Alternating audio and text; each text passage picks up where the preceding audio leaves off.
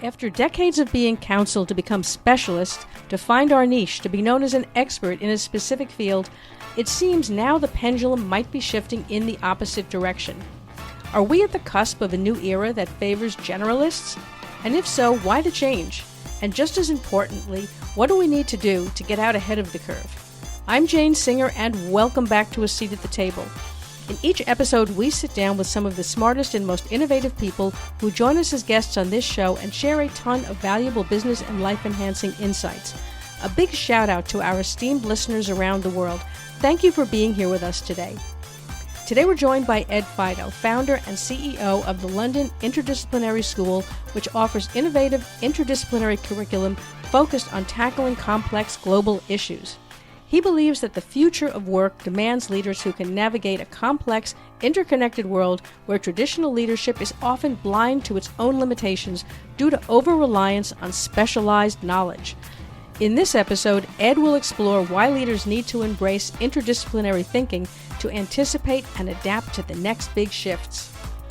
He'll be discussing why organizations now need generalists, particularly in leadership roles, balancing the benefits of breadth of knowledge with the advantages of depth of knowledge, and the new role of libraries in supporting less siloed education. Finding top talent is not easy, and recruiting leaders with multidisciplinary skills is even more challenging. That's why the most successful companies turn to AsiaNet consultants. They have over 3 decades of hands-on experience and a vast network that they can leverage to fill even the most difficult to fill roles. You can learn more about AsiaNet Consultants at asianetconsultants.com. That's asianetconsultants.com. I'll leave a link for the website in this show notes. You might be listening to this podcast and thinking, I'd love to speak on a podcast, but you have no idea of how to make that happen. You wonder, how do other people get to be guests on a podcast? Actually, there's a simple 6-step formula to landing guest spots on podcasts. Follow this, and you will be able to start being a guest on a podcast almost immediately. I'll teach you exactly how to do this. You'll learn precisely what you need to do to reach out to podcast hosts, and more importantly, how to position yourself as a perfect guest. If you'd like to learn how to do this, simply go to seat.fm/podcast course. That's seat.fm/podcast course. And of course, I will leave a link for this in the podcast show notes. And of course, you can find all of these links over at our podcast website, seat.fm. That's SEAT.fm. Meanwhile, let's sit down with Ed and learn why we need to take a new look at education. Ed, I am really delighted to have you with us here on A Seat at the Table. I think the topic that you're addressing is something that is interesting and that none of us, myself included, had really thought about until you brought it up. So I'm excited to dive in and really explore this a bit more with you. Great. It's a real pleasure to be here. Yeah, so maybe we'll just kick it off by talking about the fact that for years, we've really been told through school and through certainly corporations who hire people and advance people that people are looking for specialists, right? They want people who really have expertise in their field and particularly very granular expertise. That's what was rewarded. And now you're proposing that it actually might be wiser to be more of a generalist, right? To be what you refer to as interdisciplinary. Why? Well, I think the nature of business has fundamentally changed. It wasn't that it was wrong to think in the 50s and 60s and 70s that people needed to be experts. We had simpler organizations, and we didn't face the same kind of complex challenges in the broader world that we do today. So if you think about what businesses are having to wrestle with now, they cannot ignore it. It's AI and how that's going to affect their business. It's the shift to net zero. It's sustainability. It's complex, huge, complex organizations now with employees with new kinds of demands, not to mention things like threat of war and pandemics. So these are, very few people are specialists in these areas. Actually, organizations don't have deep expertise in any of these things. And so what we're saying is you need people who are comfortable moving between the sort of necessarily interdisciplinary subjects to be able to make connections. So if you think about COVID, somebody sitting around the boardroom table, or in the UK, the cabinet office table, who could understand and put together some biology and chemistry, but also the maths to understand growth rates, the psychology of the how humans were going to behave, together with the law and the politics. Who were the people around the table that could integrate all of those things, not be deep experts in those areas, but could have conversations with all the different experts. And I think businesses need to think about that kind of talent now, and our education system is simply not producing it. Right, right. So in other words, you're suggesting that really leaders need to be a little bit more multidimensional. Yeah, I think so. I mean, I don't think it's okay now for a leader to not understand a little bit of the physics of the energy transition, to not be able to have a conversation about material science if they're making products. Many leaders will understand a little bit. They've read perhaps a book about AI, but they get a little sheepish if they wanted to have a longer conversation with somebody who's actually technical. They need to be able to lead. And we see the successful leaders of the large organizations of the last 10, 20 years were people that could combine expertise in a range of different areas, put them together, challenge engineers, challenge marketing people, challenge designers. They weren't designers and marketeers and engineers themselves always, but they could speak the language. There's actually this term we have for it called interactional expertise, which is this notion of an expertise level that is between not knowing anything. I was a management consultant for McKinsey in my previous life, and you're moving between projects, you don't know anything about the area particularly, versus somebody who's perhaps an academic in that area and they're contributing to the field. Well, there's this whole space in between where you can be an interactional expertise. You can be an expert in a different way, like a journalist who might have interactional expertise in science if they're a science journalist, but they might also be a journalist in sport or in some other area, and they can start to make connections between those things. And even just giving it that name, in the knowledge economy, it's really important that we recognize people who have a broader range of interactional expertise. Yeah, I think that's a really interesting point. And, if you look at it historically, people did have more of that. If you look at leaders or innovators, or I don't know what other term you might use to refer to them as, but you saw a lot more of that amongst educated people, shall we say, right? That they were definitely more interdisciplinary. And then as we moved forward, certainly I would say, maybe the last, I don't know how many years, decades probably, right? A few decades, we've moved away from that. Part of it was specializing, right? Going for a master's degree, which forced you to focus on one discipline. And I think part of it has been in education of catering to the preferences of the student, of people saying, well, I don't like math. So it's like, okay, you don't have to deal with that. Or, I don't particularly fancy literature. So, okay, you don't have to learn that, right? Whereas in the past, certainly you were forced, if you wish to get certainly a college education, you were forced to meet a certain criteria, right? A certain standard in many disciplines. Yeah, I think that's right. And actually, if you sort of take a historical lens on this as you're doing, you go back a little further, disciplines as we know them are only a couple of 100 years old. So before that, it was sort of, not knowledge. People were philosophers of lots of things, including natural philosophers, or scientists as we now call them. But what we've done is we've sort of decided that we should organize our education system like we organized libraries. So we use the Dewey Decimal System to organize libraries. You have to organize a library somehow, right? And that's perfectly sensible. So you have a corridor that is social sciences, and the corridor somewhere else might be mechanical engineering. And what we've said is, well, in your education, you're going to learn an entire corridor. This corridor is what you're going to learn about, nothing else. And so what we're saying is, you're not going to go less deep into areas. It's not going to be less academically challenging. It's just that you're going to learn different parts of the library. And we're actually going to help you try and make connections between them, so that when you find yourself in a corridor in the library, metaphorically, later in your career, you're kind of oriented, you know your way around. When the next unexpected event happens, you're not scrambling for your A-level science textbook to try and understand science. You're kind of oriented there. You understand a bit about the dynamics of this subject. Yes, yes, I think that makes a lot of sense. I think we have moved away from that approach, and now there's definitely a case for moving back. Now, how do you balance, though, the benefits of breadth of knowledge with the advantages of depth of knowledge?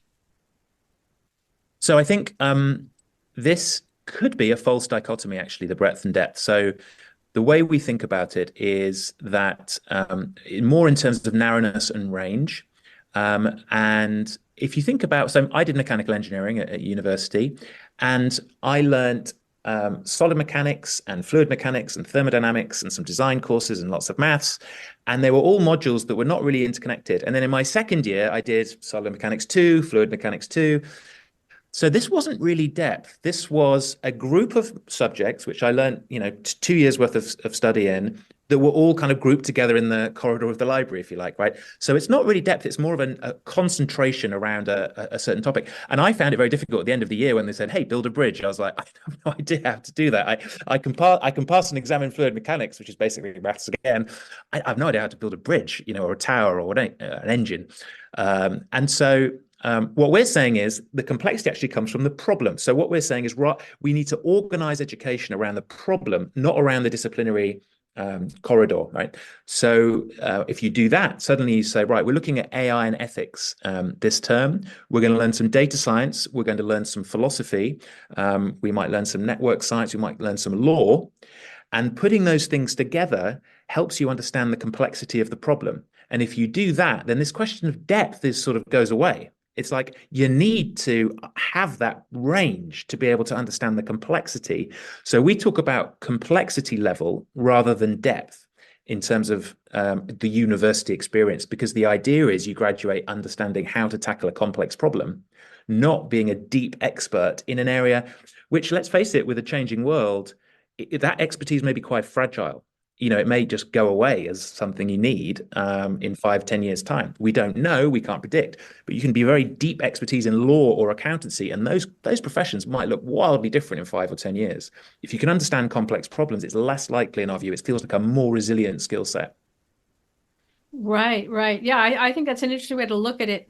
So then would you see then perhaps a new organizational structure that was more like an umbrella where the people at the very top were interdisciplinary, and then underneath that would be people who did have that depth of expertise? Yeah, I think you still need people who would just have spent their entire life thinking about some narrow area of chemistry, right? And then they're doing research in it, or material science, right? If you're a leader of a company that's making something, you want somebody that lives and breathes a certain part of material science. But you need the mixture. And what we're saying is the current workforce, certainly this is true in the UK, less so in the States, because you have a liberal arts and you have a major minor sort of philosophy, but you do end up focusing on an area. The entire education system is pushing people out who have studied essentially one thing in those last years of university. And some people, I don't know what proportion, we feel should be able to have this breadth. And I think that combination, I don't even know if it's narrow or shallow, but it's sort of, I don't even know if it's the people at the top of an organization or down below, but the people at the top of an organization definitely need to be able to have that literacy in a broader range of areas. I think that's an interesting way to look at it. And it is a challenge because on the one hand, people at the top need to have leadership skills, right? Which is a whole separate ballgame. And now you're suggesting they also should be a polymath as well. So you're really looking for a very unique individual. Well, it could be we're looking for unicorns. Actually, we say that, and we're now looking to launch a new master's that's challenging the business school space, the MBA space. And our take on this is, look, MBAs and business schools help develop people in functional literacy, so they understand marketing and accountancy, org design, those sorts of things, and those things are important. But organizations now, more than in the 1950s and 60s, you've got real expertise existing in organizations in those areas. And in fact, I would argue you could learn more about marketing from a really good chief marketing officer who's in, Procter & Gamble or something than you would learn in a business school, you could argue. What you're unlikely to find is people in the businesses that are really good at thinking about these complex problems, because that they haven't been educated in that area and they haven't got experience of it. So I think, in a sense, you could say the university, with its range of expertise, which it has in-house, is best placed to try and train people in that. If you're going to be a modern leader, you have to be comfortable grappling with these complex problems. I think it is a requirement of a leader to have this intellectual range, this sort of intellectual hinterland. and to know and be hungry to be curious about a whole range of different things. Otherwise, you're going to come into the, you're going to have too many blind spots. And blind spots now are more dangerous than ever, where if something happens, it happens quickly because the world's so interconnected. So if something happens over here, we feel it across the seas and across the, airwaves or through the internet. We feel it almost instantaneously in ways that we didn't before. So blind spots are more dangerous than they were, and you need to work on your blind spots. Yes, absolutely. Do you see then a role for a collaboration perhaps between corporations and universities? Because to develop that talent within a corporation or try to hire that kind of talent, a person who is a polymath, a person who is interdisciplinary, who has that ability, that scope of vision, right? With the knowledge or expertise or experience to back it up across so many disciplines, not so easy to find, as well as someone who's a good leader and a good, corporate, manager.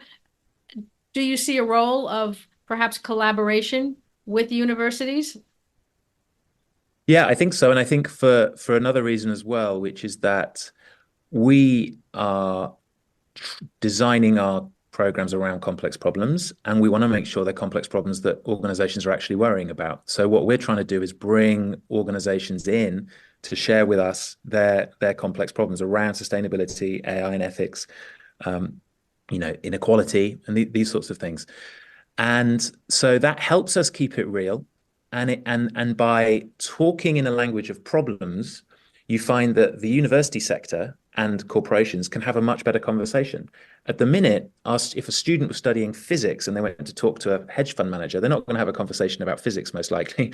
And so they actually find it quite hard to converse because the student has gone really deep, as you say, and in this intellectually challenging area, but they have to start kind of from scratch in a sort of, whether it's a hedge fund or a health organization or an educate, as a teacher even. So it enables you to have a more advanced conversation. So what we see is our students are talking with organizations about, they'll say to the hedge fund manager, how are you thinking about sustainability? Well, the hedge fund managers had to think about, are they optimizing for that? And how do they think about it? And our students can say, well, we think about sustainability from these different disciplinary perspectives, right?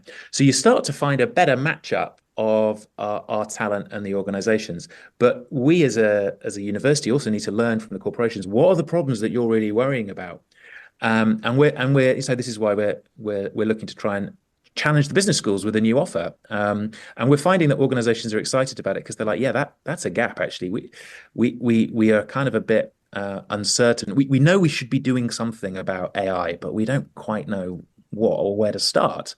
And so we go, okay, cool. So now we've got a data scientist here, we've got a machine learning expert, we've got a philosopher. So we can start to think about this problem with you.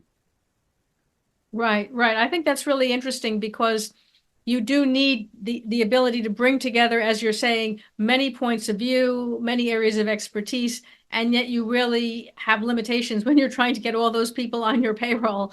So to be able to, as you're saying, work with a university where you could potentially bring together people from different disciplines, different departments, to be able to, brainstorm on that or have a think tank around it. It could be quite an interesting opportunity for companies. It could be, but I also think if you even just think about the employees you have in your organization today, none of them, even if they're experts, they all have a range of expertise, what we call a network of expertise, rather than a sort of depth, if you think about it as a network. So all of us understand a bit about the world from school, from our parents, from growing up. And actually, you'd be surprised when you pull focus, lots of people have got quite deep expertise in random areas which you didn't even know about. So just taking the position as a leader of an organization, I'm going to try and to encourage people to develop seemingly redundant knowledge, maybe seemingly knowledge which doesn't bear any instrumental use, immediate use in our organization. Go away and study that thing. Go and do a MOOC on this, read these books, come back and tell us all about it. Because, I bring us back to COVID. Who knew that if you had remembered, you'd got that scientific knowledge or you'd had an interest in viruses, that it was going to be useful to basically everybody on the planet. So we in a world where what's coming around the corner is unexpected, by definition, we need to be learning things which we may not think are useful now. So we need to be more imaginative in terms of the professional development programs which we're encouraging people to go on in organizations. And then I think the collective intelligence then of the organization becomes more resilient. Yes, yes. I think that's an interesting way to look at it, and it's something that I don't think most people are looking at from that point of view. I think a lot of people feel stuck. A lot of people feel almost overwhelmed, right, by some of the challenges we have to face, a lot of the things we have to try and understand, which is changing very quickly. Of And course. people aren't quite sure how to tackle it. So I think some of what you're proposing is really an interesting point of view. Um, Mm. when you're looking right at corporate recruiting, and I know you've talked about challenging conventional practices around corporate recruitment. What do you feel firms could be doing better or could be doing differently? We're going to take a quick break now, and then we'll be right back. We were hiring when we were making 50 to 100K monthly losses. And why? Welcome to episode 1. I can't think of a single founder who's been around for a decent amount of time in business who hasn't had their tunnel of year. This was that year. We're going to be okay, yeah, Sheree. Some are going to hear this and think, you TDP. But hear me out. You only have to do the math to understand that very soon we were $500,000 down.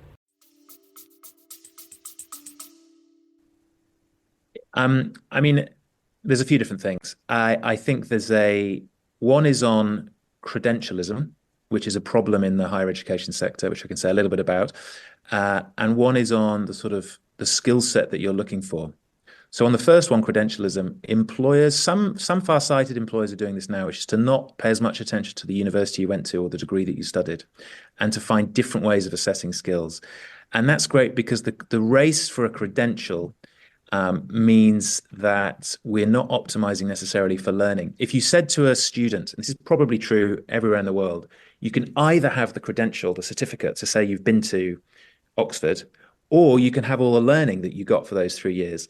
I fear that too many would choose the former over the second, right? And that's not good for society. It'd be good for the student because it would help them. But we shouldn't have a society where it's more important to have the former than the latter.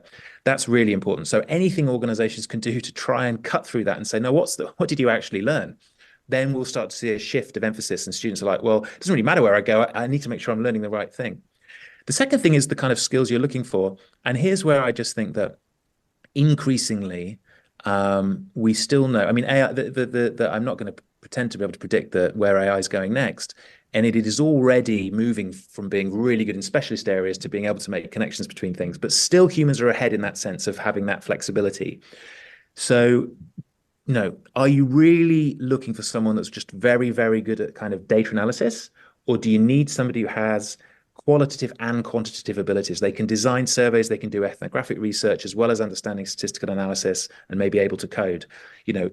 Because that gives them a more resilient skill set. When you don't really know what the skills are going to be needed, particularly in junior staff in the next 5 years, try and look for some range, try and look for unusual combinations, because otherwise you may end up with a bunch of graduate recruits for whom you literally don't need them. Sort of 6 months later, you don't need them because Gen AI has figured it out. If you're going to need to redeploy them, that range will have been really useful. So for the sort of people who are saying, well, we tend to recruit from just these universities, think again, in my view, and we just tend to want the numeracy skills. Well, maybe you will also need to kind of ponder that one. Yeah, I think that is a really good point. And there's so much conversation around AI, and as you pointed out, no one really knows where it's going. I shouldn't maybe say no one, but most people don't know where it's going. I'm sure there's people who are, have their hands in the clay on this and have spent decades researching it and working on it and probably do have a better view of where it's going.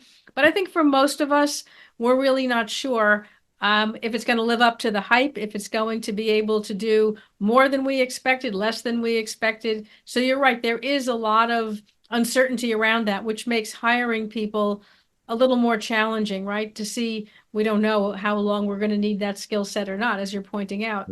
So yes, finding people who have a little more flexibility are probably a better choice, which has been up until now a bit counterintuitive. Yeah. Now you talk about the responsibility of libraries. What do you see happening there? I think that's quite an interesting thing that most of us hadn't really thought about. Well, it's more to say that only in the education system is that way of organizing knowledge still recognized, because young people are growing up now, as we all know, searching for knowledge on the internet, on YouTube. All the knowledge is interconnected. It doesn't sit in corridors anymore. It's all knowledge everywhere. All knowledge is one click away from the next piece of knowledge, no matter what the discipline. So young people are growing up with this mentality that knowledge is kind of something to be navigated in a network. Then if you skip to post-education, we in working in organizations are dealing with problems that don't recognize disciplinary boundaries. Very few of our jobs exist in history or in physics, right? And of course, there's some people go and study medicine. Sure, that's a vocational degree, but most of us are dealing with things that are kind of, you can't really put them in a disciplinary bucket. But then education is still organized like a library. Even libraries are not, there's far fewer libraries than there used to be. So it really is just the classroom. Now, it is useful to be able to organize knowledge into disciplines, because otherwise it's a bit overwhelming. It's kind of a big mush. So in schools, I'm not necessarily an advocate of doing away with disciplines, but where you get a problem is where students get a bit older, 17, 18, 19, 20, and then they start to say, well, isn't that in English? Why are we talking about this English sort of thing in history? Or why are we talking about this physics concept in chemistry? But of course, once you start to move into the real world, these things start to interconnect. And that's a problem. And as you said earlier, some people say, well, I don't really do maths. It's like, well, it's kind of hard to avoid some kind of mathematical thinking or modeling, or you're going to be... How are you going to avoid data and working with data now in the modern world? Collecting data, analyzing data, communicating data is going to be very, very hard to avoid as a job. But if you allow someone it's just to be packaged up as maths, then they can just say, well, I'm going to not study that anymore. So I think it's useful for a certain age group. So say, oh, it's biology. Okay, I remember now. Yes, this is about photosynthesis or evolution. But you need to be able to start to free people up a little quicker. Otherwise, you get this narrowing effect, and then it becomes narrower for masters and even narrower for PhD. And that's, as you say, that as we said before, that creates a fragility. Yes, absolutely. I think that you're right. It's not ideal for corporations, but also for a person now, they need to be a little more flexible, right? So that if they need to find a new job, they're not really stuck in just one area. And particularly, as you're saying, with technology, as technology changes as quickly as it does, that's a potential threat for an individual who's spent a tremendous amount of time becoming an expert in one thing, only to find that nobody needs that anymore, which might be the case, right? As things change as rapidly as they are. Totally right. And actually, there's an interesting fact I've stolen from a book by David Epstein, the journalist, called Range, which I'd highly recommend. And he talks about the fact that Nobel Prize winners, so the people who are sort of, you'd think, the narrowest, deepest experts in a particular field, Nobel Prize winners are 25 times more likely to have made some kind of high standard of amateur musical performance than a normal scientist. Really? So these are people, so the more extraordinary, yeah, so they are significantly more likely to have some kind of range, the more extraordinary they are. And you also see another thing David Epstein talks about is the difference between the Tiger Woods kind of model for the world versus the Roger Federer model. So the Tiger Woods is narrow down, play golf since you're 2 or younger, and just focus on that to the sort of exclusion of everything else. But apparently, there's far more examples like Roger Federer, who was what David Epstein calls kind of sampling for longer, and holding off and playing multiple sports till he was 13, 14 to a reasonably high level, and then chose tennis. And that helped because it was something he was actually more passionate about, because he had the choice of other sports, and he could bring in some of those ways of thinking and capabilities to genuinely support how good he was at tennis. So late sampling is something which we see apparently more in high-performing sports people. And as I say, Nobel Prize winners, they have range. So it's actually an interesting characteristic of very high-performing people, is that they are of range where you might intuitively think they're very focused, narrowly focused. Very interesting. And I think that's a really good point. It's something that you typically just don't think about. Now, tell us a little bit about London Interdisciplinary School. Well, we are a new university, and there's not many new universities in the UK. We we're the first new university to open with our own degree awarding powers since Warwick University in the 1960s. So it's been a long time. And what's happened, we've had some new institutions open, but they've had to be sort of validated by another university for 7 or 8 years, which means we've not had any innovation because you essentially had to do something that another university was doing. So we could create completely new degrees. So we've opened here in London, in East London. We have about 150 students in the building now. We have a Bachelor's of Arts and Sciences degree. So 1 degree, undergrad, Bachelor of Arts and Sciences, and the students are tackling problems. They're learning about how to look at problems, complex problems from different disciplinary perspectives, and they're learning the methods to tackle those problems. And there'll be qualitative problems, qualitative methods or quantitative methods. And they're learning from, our faculty here, they're learning data science from someone that joined us from Berkeley. They're learning philosophy from someone that joined us from LSE. They might be learning network science from an academic that joined us from Oxford. And so they're getting this kind of thrilling intellectual range, but it's very integrated so that we're saying, look, the organizing function here is this problem of sustainability that you're thinking about. And how do you apply this material science or this network science or this maths to that problem? And this year we'll have our first ever graduates. So this summer of 24, which is a very exciting moment for us. Yeah, congratulations. Yeah, thanks very much. I think it'll be quite an emotional moment with all the parents coming down and people with gowns, and quite a humbling moment and an emotional moment. I'm expecting it to be. Yeah, well, that's really quite an achievement. I mean, starting a university is no small feat, and certainly being able to graduate your first class is, again, another big milestone. So well done. Yeah, thanks a lot. Thanks a lot. Yeah, it's been very exciting. Yeah. So Ed, where can people find you? Where can they learn more about London Interdisciplinary School? I think a lot of people now, having listened to you speak, are thinking, maybe I do need to take a different approach. Yeah, well, the best place we're LIS is all over social media. So and the website is lis@ac.uk. So if you go to the website, you can find it, or whether you're then Twitter or Instagram or TikTok, we're all over that. And we do a fair few online events. We have one of our masters. You could study remotely, and so people from all over the world are joining us to get this interdisciplinary approach. So yeah, look us up. We'd love to hear from you. Yeah, I think that's really exciting. I'm going to put the links in the show notes because I think people would like to be able to check out what you're doing, to be able to learn a bit more. So I think that really you've opened my eyes, and I think you've opened the eyes of a lot of people who are listening to this. Good to hear. Thanks a lot for having me on. Yeah, well, thank you so much, Ed, for joining us here on A Seat at the Table. It's really been wonderful to have you, and appreciate your taking the time.